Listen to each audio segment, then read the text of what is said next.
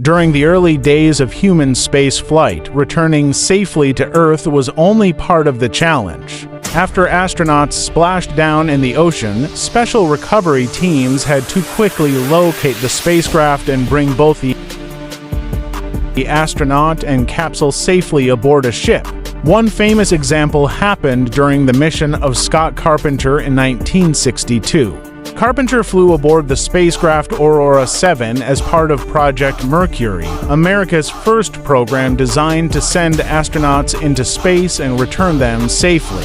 After completing 3 orbits around Earth, it was time for the spacecraft to re-enter the atmosphere and splash down in the Atlantic Ocean. However, the mission did not end exactly as planned.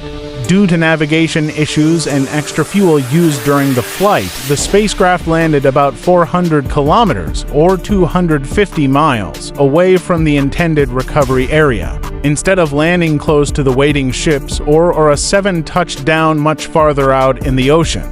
Despite the unexpected landing location, NASA's recovery system was designed for situations like this. Aircraft and ships from the United States Navy had been deployed across a large section of the Atlantic to help find and retrieve the astronaut if something went wrong. Search aircraft began scanning the ocean until they spotted the small Mercury capsule floating in the water. Once the capsule was located, helicopters were sent from nearby recovery ships to reach the astronaut. Carpenter remained inside the spacecraft while waiting for rescue teams to arrive. The Mercury capsule was designed to float after landing, allowing astronauts to remain safe even if recovery took some time. When the helicopter reached the site, recovery divers entered the water and attached flotation devices and lifting equipment to the capsule. After ensuring everything was secure, the helicopter lifted Carpenter from the ocean and transported him to a nearby naval ship where medical teams were waiting. The spacecraft itself was also recovered and brought aboard for inspection.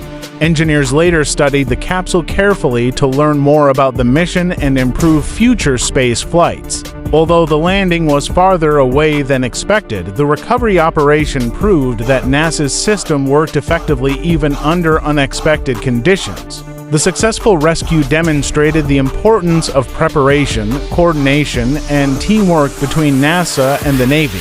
Missions like Carpenter's helped NASA gain valuable experience that would later support more complex programs, including Apollo program, which eventually sent humans to the Moon.